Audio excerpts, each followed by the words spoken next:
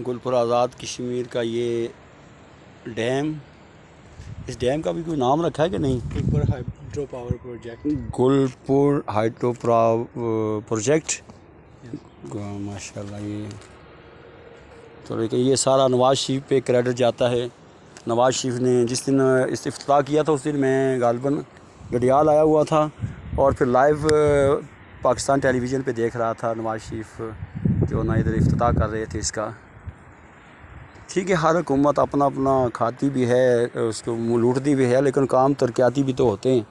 लेकिन इस पीटीआई ने कुछ तरक्याती काम नहीं किए, बस महंगाई पे जोर इसने दिया हुआ है। तो ये सारा मनाज़र गुलपुर आज़ाद कश्मीर का इतना हसीन खूबसूरत मनाज़र।